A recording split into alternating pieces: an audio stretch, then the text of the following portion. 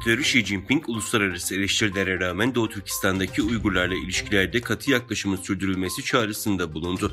Cumartesi günü Doğu Türkistan'ın başkenti Urumçi'de bir konuşma yapan Xi, terörle mücadele önlemlerine ve bölgedeki yerli nüfusun çoğunluğunu oluşturan Uygurlar için baskın din olan İslam'ın daha fazla Çinlileştirilmesine duyulan ihtiyacı vurgularken, sosyal istikrarın orada en önemli öncelik olmaya devam ettiğini vurguladı. Xi Jinping, cumartesi günkü konuşmasında Doğu Türkistan politikasını tanıdığını söyledi.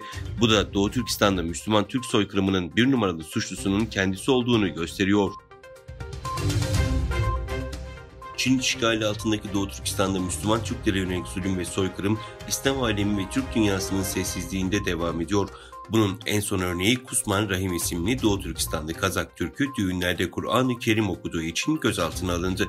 Özgür Asya Radyosu'nun haberine göre Doğu Türkistan'daki Çinli yetkililer etnik bir Kazak erkeği Kur'an okumaları yaptığı için gözaltına aldı. Müslüman bir düğünde dahil olmak üzere. Kazakistan merkezli İnsan Hakları Grubu Atatürk'ün başkanı Perşembe günü verdiği röportajda 56 yaşındaki Kusman Rahim'in makamlı bir şekilde Kur'an-ı Kerim okuduktan sonra 14 Temmuz'da gözaltına alındığını söyledi.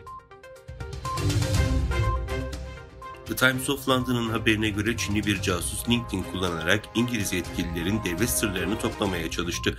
The Times'a göre en az 5 yıl boyunca Çin Devlet Güvenlik Bakanlığı'nın Pekin'deki merkezinde çalıştığını söyleyen casus, hassas bilgilere erişimi olan güvenlik görevlileri, devlet memurları ve bilim insanlarına yaklaşmadan önce profil resmi olarak stok görüntüleri kullanarak çeşitli profiller oluşturdu ve bazen işveren olarak sahte şirketleri listeledi. The Times'a göre Batılı güvenlik servisleri bu casusun bir nesil içinde İngiliz çıkarlarına karşı çalışan en üretken casus olduğuna inanıyor. Gazeteye göre casusun asıl takma adı Robin Zhang'tı. Ancak Eric Chen Yixi, Robin Cao, Lincoln Lam, John Lee ve Eric Kim isimleri de kullanıldı.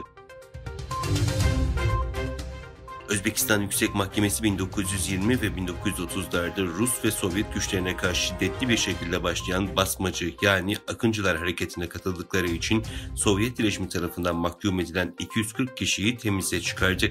Yüksek Mahkeme 24 Ağustos'ta birçoğu idam cezasına çarptırılan ve diğerleri uzun yıllar hapis cezasına çarptırılan erkekleri temize çıkarma kararını açıkladı. Bu son kararla birlikte basmacı hareketine mensup toplamda 856 kişiye iade-i itibar yapılmış oldu. ABD Dışişleri Bakanlığı Tayvan'a 500 milyon dolar değerinde F-16 kızılötesi arama takip sistemiyle ilgili ekipmanın satışını onayladı. Çin Dışişleri Bakanlığı Sözcüsü Wang Wenbin, ABD'nin Tayvan'a silah satışını derhal durdurması gerektiğini söyleyerek tepki gösterdi.